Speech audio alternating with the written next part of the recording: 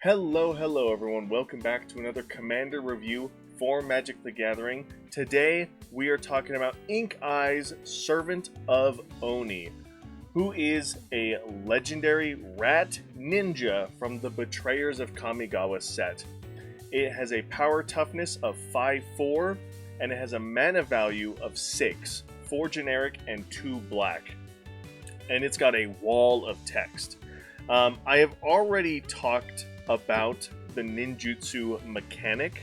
I don't remember if I talked about this too much with Higure, the Still Wind, but I did a full breakdown of like when and how the ninjutsu ability works with Higure. So I'm not going to do a huge dive into that like I am about to do, like I did in that video. I'm going to kind of summarize what I talked about there.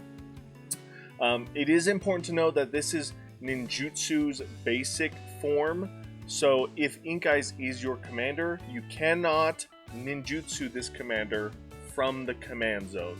You have to get Ink Eyes into your hand for Ink Eyes ninjutsu to work. I may not have mentioned that with Higure, but it does not have commander ninjutsu, it just has ninjutsu, so it has to be from your hand. Secondly, ninjutsu. This ninjutsu cost is 5 mana.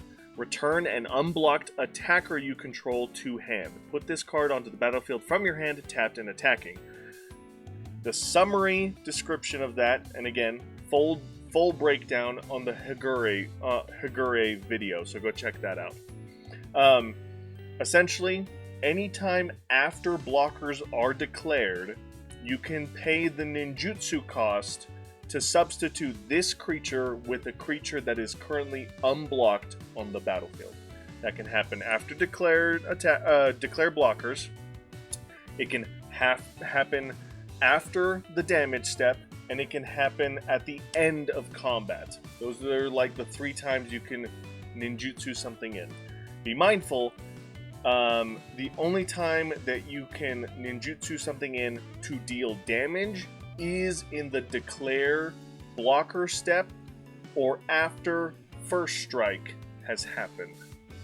After normal strike damage has happened in the damage step, your ninjutsu ninjas will not deal damage, because that would just break the game. That is the summary breakdown of ninjutsu, how it works. Again, Higure has a more in-depth description. Alright, it has a triggered ability. Whenever Ink Eyes, Servant of Oni, deals combat damage to a player, you may put target creature card from that player's graveyard onto the battlefield under your control. So this is a theft reanimator ninja that wants to deal damage to your opponent, which is really cool. You can steal your opponent's best cards in their graveyard, best creatures in their graveyard, I should say, which can be very powerful. You can remove a really big threat and then steal it for yourself. You can mill them. There's a whole lot of ways that you can do this. And lastly, and it's very small detail, but this actually is pretty impactful in the right circumstance. For 1 and a black, regenerate Ink Eyes. Regenerate, if you do not know, regenerate is the next time this creature would die, you remove damage from it, tap it, and remove it from combat. And it prevents the destruction of that creature. So for 2 mana, you can prevent it from dying in combat, you can prevent it from dying to a destroy board wipe, and you can prevent it from a destroy or damage-based spell that targets it. This does not protect it from being exiled. This does not protect it from being bounced. This simply is just a way to prevent it from being killed in combat, destroyed by damage, or destroyed by other effects. If there is a Wrath of God that says destroy all creatures, they can't be regenerated. That is another way to bypass the regenerate ability. But regenerate, I think, is really cool, and it's an old enough mechanic that most players won't necessarily register it as a useful ability, So if you are able to get in with Ink Eyes and they have some instant spell destroy target attacking creature, you can regenerate Ink Eyes, remove it from combat, and it's safe, and they've wasted that spell, which is really cool. One ruling for this commander: if during the combat damage step a creature is destroyed during combat and Ink Eyes also deals combat damage to a player, the destroyed creature can be a legal target for Ink Eyes ability. Essentially, during the damage step, everyone assigns damage, and then everyone takes damage and dies if necessary. That includes creatures, that includes players.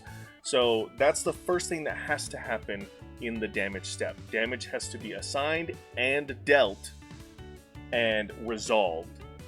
So when that happens, any creatures that have 0 toughness have to die, because that's how the rules work. The game pauses and says, oh, you have 0 toughness, go to the graveyard. So before the ability even goes on the stack of, hey, I dealt damage to a player, you have to resolve the damage itself. So that's what that rule is saying. If a creature dies in combat, you can reanimate that creature if Ink Eyes dealt damage to the defending player. A card to synergize fabulously, amongst other things, with Ink Eyes is, of course, Whisper Silk Cloak. Great source of protection by giving it Shroud, and it can't be blocked, or cannot be blocked is the new wording for it. So, great way to get damage every single time to your opponents, and it's a great way to protect it from being targeted by spells, which is really cool.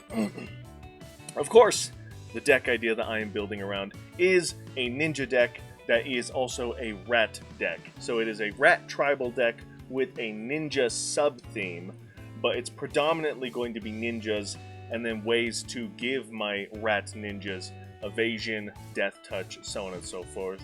So it's going to be this beautiful blend. It's going to really focus on ninjas, but 90% of the ninjas are going to be rats, or they're going to be ninjas that just have really strong abilities. And then the other half is going to just focus on giving the rat ninjas power, because it's also going to be a rat token deck, which is really cool.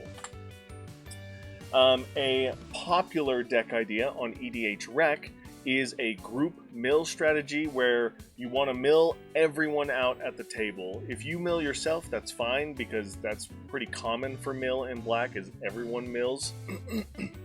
But you really want to take advantage of milling your opponents and stealing their stuff with Ink Eyes. Breach into the Multiverse is another great way to do this ability. It's very expensive, yes, but it is really cool.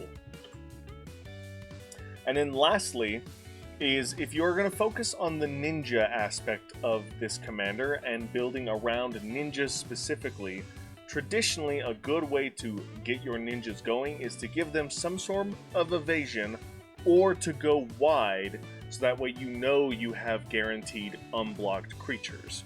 So I talked a little bit about this with Higure as a mono blue commander, where you did like birds and constructs and other blue token decks that you could build. The same is true for Black. You could build a Black zombie deck, which is very easy to do. We talked about that, very small on the blue aspect. Much easier to do for Black. You can still do an artifact token-based strategy with servos or thopters, where you are filling the board with these little constructs, and then you're going wide and your ninjas substitute the unblocked ones. And then another route is just any other token deck that you want to build in mono Black. That could be Thralls, would probably be the most thematic to Black. I picked Pawn of Ulamog as an Eldrazi token spawning creature, because 9 times out of 10 your opponents won't be blocking the Eldrazi to begin with, because they're 0/1s.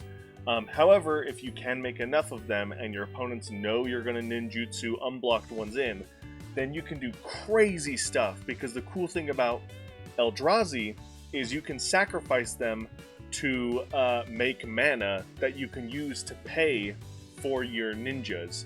So any blocked Eldrazi, sacrifice them for mana to cast to pay for the ninjutsu ability, and the unblocked Eldrazi you would bounce to your hand. They would evaporate into nothingness essentially.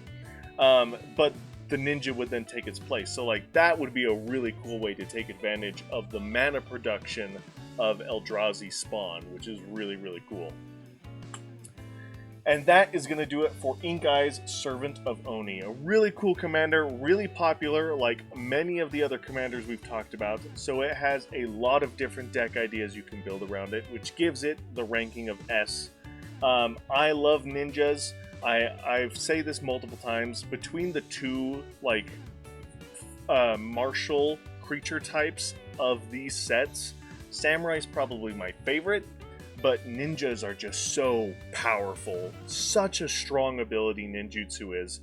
And the damage dealing triggers that most powerful ninjas have are absolutely absurd. So, really cool commander. I love ninjas. And let me know in the comments below if there's anything I missed or I did not talk about. Thanks again, guys. And as always, I'll see you in the next one.